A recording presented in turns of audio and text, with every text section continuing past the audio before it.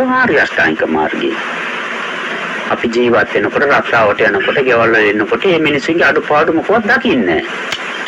ඒ එකක්වත් අඩු නැහැ. ඒ අඩුවක් වශයෙන් දකින්න මමයි අඩු. මිනිස්සු කෑ ගන්නවා ඒ එකක්වත් අඩු නැහැ. ඒ શબ્දට ඔරොත්තු දෙන්න මම දක්ෂ නැහැ. මගේ අඩුවක්.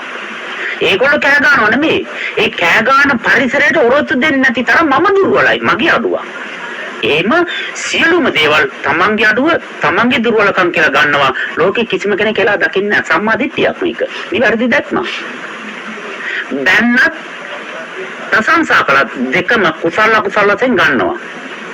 කුසල ප්‍රශංසා එනවා මිනිස්සු පාරවට්ටු කරනවා මෙඩල් දෙනවා මේ ප්‍රශංසා කරලා ලියුම් ලියලා දෙනවා ඒවා ගන්නකොට කුසල් පරිසම් දෙනවා බයිනවා තරවට්ටු කරන ඉන්ටඩි කරනවා ඒවා ගන්නකොට ඒ ඔක්කොම අකුසල් පරිසම් දෙනවා කුසලය පරිසම් දෙනවා අකුසලය මේ දෙක විතරයි දකින්නේ අරයා මේම කළා මෙයා මේම කළා ඒවා මොකවත් දකින්නේ ඒක තුලින් සම්මා සෝතේ වඩනවා කවුරු මොන විදිහට කතා කළත් අපි ගරු කරනවා. අපිට සත්තුන්ගේ නම් කියලා කතා කරන්නේ. එයාට අපි මාත්‍යා කියලා කතා කරනවා.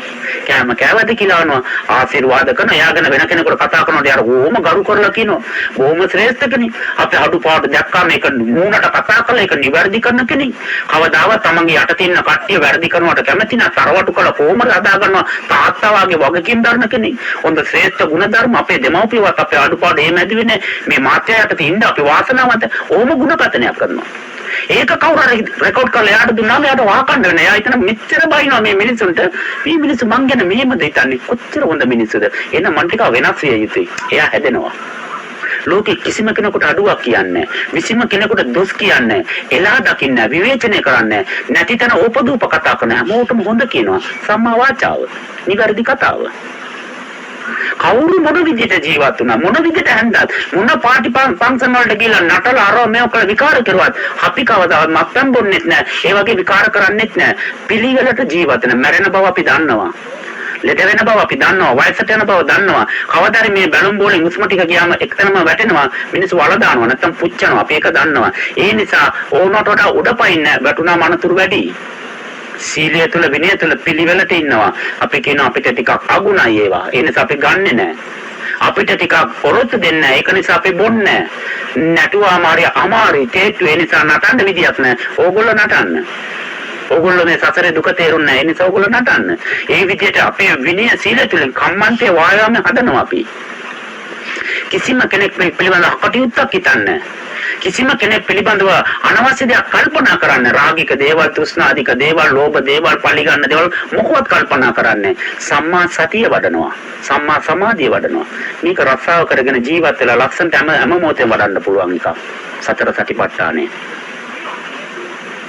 ආර්ය අෂ්ටාංගික මාර්ගය මං හිතන්නේ මීට වඩා කමඨාන භාවනාවක් මේ ලෝකේ නැහැ කියලා නිවාඩු දාලා උදකලා වෙලා වාඩි වෙලා ඇස් වාගෙන උස්ම රැල්ලේ සිත පීඨවනට වඩා නිවාඩුව කැන්සල් කරලා මුළු දවස පුරාම ආර්ය අෂ්ටාංගික මාර්ගේ වඩන්න පුළුවන් අර නිවාඩු දාලා පැයක් විතර ගල උඩ වාඩි වෙනකොට මේක තේස්සයිනේ පැය 12ක්ම වඩලානේ හැම මොහොතෙම හැම වෙලාවෙම ඒ රක්ෂාවත් එක්ක වඩනවා ගියත් එක්ක වඩනවා සමාජයත් එක්ක වඩනවා යාළුවොත් එක්ක වඩනවා පැය 24ම වැඩිලා හැම ඉරියව්වෙම වැඩිලා පුරුදු කරන්න වඩලා බලන්න චරිතය විශාල වශයෙන් වෙනසක් වෙනවා ඒ වෙනස අත්දැකපු නිසා මම කියන්නේ බලාගෙන ඉඳී ඊට වඩා අද මම වෙනස් කියලා මට දැනෙනවා පෙරේදට වඩා මම සෑහෙන වෙනස් නේ ජී සතියේ මම නෙමෙයි නේ වෙන කෙනෙක් නේ සම්පූර්ණ වෙනස නිකන් විනිවිද පේනවා මම හිතන්නේ විකාර භෝජනේ කියන එකේ අපි දැන් පොත ඉරජිතර ඉන්න කට්ටිය ඔක්කොම පුරු කරලා ඒගොල්ලන්ට කෑම එක දෙලා දෙන්න දැන් කාලා කොහොමද කරන්නේ මේක දින කම්බි කන්න බෑ අපහාරු ගලවලා ගන්න බෑ මේ සියලු කොහොමද විකාර කරන්නේ කියන්නේ ආරාප්තලා නැත්නම් ඒක රසතෝෂ්ණා වර්ගීමේ පදපොත් වගේ මොකක්ද ඉතින් රසට හම්බෙන්නේ අරුණා පොතෙන් දෙන්නේ නිකන් කම්බල දෙන්නේ හැබැයි මොන මොදේ දුන්නත් ඒ අතපාඩු දෙන්නේ දැන් උදේ ඉඳලා රාත්‍රී වෙනකම් තැබැල්මයි. මේ මනුස්සයා හෙලිකොප්ටරෙන් අරන් ගිහලා සාරාකාන්තාරේ බස්සල එනවා. තැබැරු නෑනේ. ඒක පෙරන්න මේ මනුස්සයාට උපකරණ නෑ. දැන් සුරාව කොහොමද කරන්නේ? තමයි මේ මනුස්සයා රාත්‍රින්නේ. අම්මුණා මාර්ගනවා. ඒ වගේ මේක හැදෙන්න තියෙන්නේ මේ පරිසරය අයින් වෙලා නෙමෙයි. එතනම දැන් පුතාට මෙතන ඉන්න බෑ සාරනාචලගේ කරදර දානේ හරියට ලැබෙන්නේ නැහැ. ඒක විවේකී අසුස්සඩත් වැඩි. හැබැයි හදාගන්න නියම තැන ඒකමයි. සිත අකමැති වෙන්නේ මොනවද? එතන තමයි අඩුව තියෙන්නේ. එතනම හදන්න.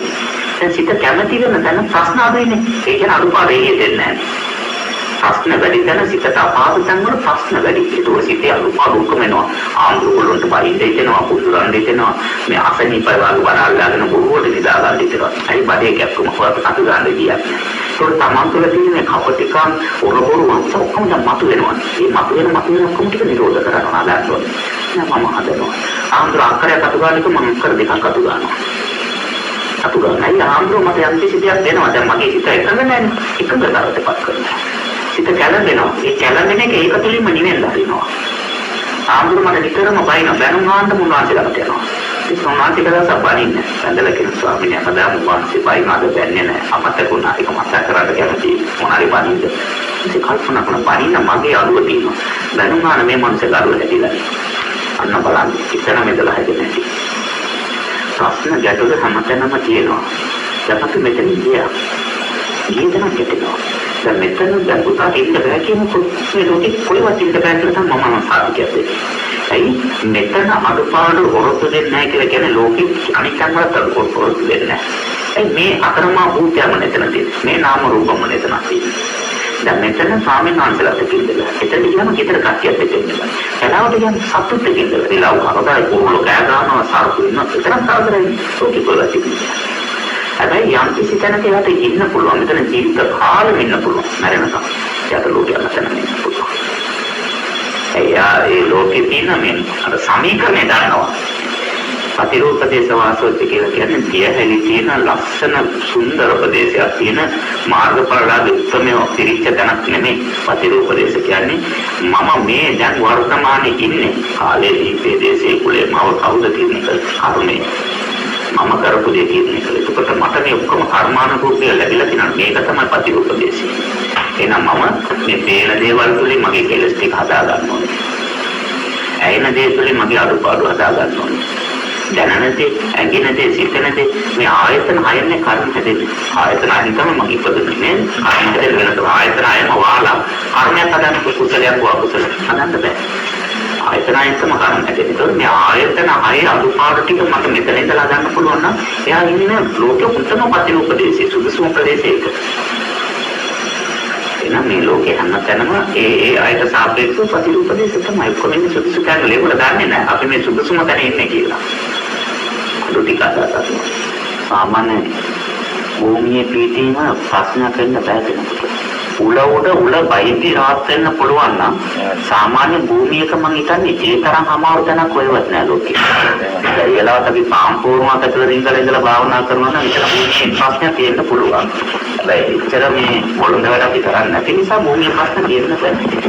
විශ්වශක්තිය කියලා කියන්නේ පාසක මාත්‍රේ ඒක මේ හැම තැනම තියෙන එනර්ජි පාටිකල් එකක්. ඒ එනර්ජි පාටිකල් එක මේ ස්ථානට වෙනස් වෙන්නේ නැහැ. අර තමන්ගේ කයේ තියෙනනේ ශක්ති පද්ධතිය. ඒ ශක්ති පද්ධතියේ තියෙන කැපැසිටි සිටියකට අනුව ඒ ලෝකෙ කෙනෙක් වෙනස් වෙනවා. වෙනස් වෙනවා. දැන් ගහකට හැමදාම කැට විදිහට ගුණවර්ධන බැනලා බලන්නකෝ පාසක මල් පිපෙන්නේ. මල් පිපුණාට අර ගිය කන්නේ වල ගෙඩිය හැදෙන්නේ නැහැ. ගහට තරහාගි.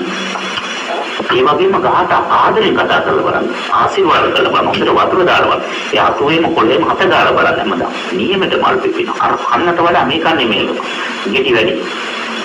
එහෙනම් මේ ලෝකේ මේ හැමදේම අපේ සිතට අනුව වෙනස් වෙන්නේ.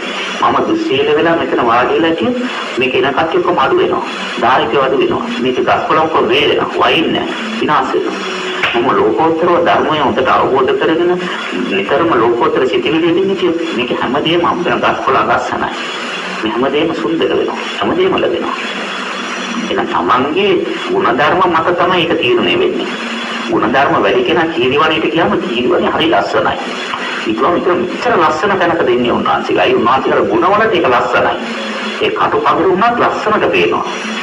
ඇත්තටම මේ ගුණ නැති කෙනෙක් ලස්සන දියහැලේ තියෙන නිල් තනකොළ තියෙන හොඳ තැනකට ගිහින් හිටියත් ඒ හරියට අවලක්ෂණයි. ඒක අර මානසිකත්වයට ඒක විකෘතියයි. එතන පරිසරයේ සුදුසු නැහැ.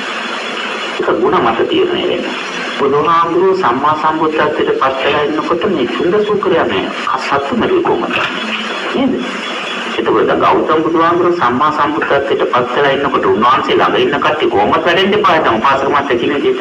ඒ දේවදත්තාම්බුරු ගල් කරලන්න මේ බුදුහාමුදුරුවෝ ඝාතනය කරන්න කොහොමද නිකලේ කොහොමද? ඒ සිතුවිලි පාලනය කරන එක යාට සාපේක්ෂව. එහෙනම් රාතන් වහන්සේ ළඟ නමක් හිටියා. අපි වඩන්න නැත්නම් ඒක වැඩෙන්නේ නැහැ. මේක අනිත් අයගේ රෙකමෙන්ඩේෂන් එකකින් යන මේ ගවර්න්මන්ට් ජොබ් එකක් නෙමෙයි මේක. මේක අපි වඩලා යන්න ඕන එකක්. අනිතනියම වඩන්න ඕනේ. බුදුහාමුදුරන්ගේ උන්තම ශ්‍රාවකයා, අග්‍ර ශ්‍රාවකයා. නමුත් වැඩි වෙන්නේ නැත්නම් රහත් නැහැ. ඒ සෝවා විතරයි. වැඩි වෙන්නේ නැහනේ. බුදුහාමුදුර ළඟ තමයි රහතවල් කිම උපස්ථාන. ඒක නම් දෙන්නේ නැහැ ඒක. ඒක වඩන්න ඕන ප්‍රත්‍යක්ෂ කරන්න ඕනේ. සමාවෙට ඔක්කොම දුස්සීල වෙන්න පුළුවන්. එක්කෙනෙක් රහත් වෙන්න පුළුවන්. එයා වඩලා. ඒකට අරයාදී ප්‍රශ්න මොකක්ද කියලා තිබිලා නැහැ. මේ ලෝකේ ප්‍රශ්න නැහැ පාසක මාත්. අපි තමයි ප්‍රශ්න ඇති කරගෙන තියෙන්නේ. මේ ලෝකේ ප්‍රශ්න නැති නිසා ඒක ප්‍රශ්නයක් කරගෙන අපි. දැන් මිනිස්සු මේ ඔරකම් කරන එක අපේ ප්‍රශ්නයක්ද? අපේ ප්‍රශ්නයක් නෙමෙයි. ඒක දැන් අපි බඩමුට්ට එකතු කරුවොත් නේ ඔරකම් වෙන්නේ. අපි මොකවත් එකතු කරන්නේ නැහැ. දැන් ඔරකම් කරන්න මොනවද මාව තමයි ඔරකම් කරන්නේ. මාව අරන් ගිහලා කන්න මොකද දෙන්න ගියා මොනවද කල්පනා කරනවා. ආයි මිනිස්සු ඔරකම් කරන්න ඕනේ නැහැ. ඒක කන්න දෙන්න එපා තුමුලට. අපි බඩමුට්ට එකතු කරපු නිසා තමයි ඔරකම් වෙන්නේ. ඒක වැරද්ද කළා දින අපිනේ. ඔරා නෙමෙයි.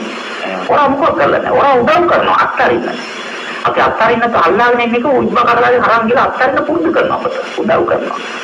මේ ඔරා නඩගාලේ මේක ගෙනියන්න පටවගෙන යන්න ට්‍රාන්ස්පෝර්ට් එක ගිය කර දෙන්න ඕනේ. මේක පටවගෙන යන්න ඕනේ කියලා. ගිය කර දෙන්න ඕනේ. ඒක අපිට මේ අත්තර ගන්න බෑ. මනස බලෙන් හරි අරගෙන අපි අත්තරවනවානේ බලෙන් හරි. උදව් කරනවා. මගේ නම් මොනාරි වරකම් කරොත් මම පොලිසියට කියන උට මුකුත් කරන්න එපා කියලා උට ගිය කර දෙන්න රාලා මේක ගෙනියන්න. උදව් කරන්න. ඒක දඩුවම් කරන්න දෙයක් නෑ.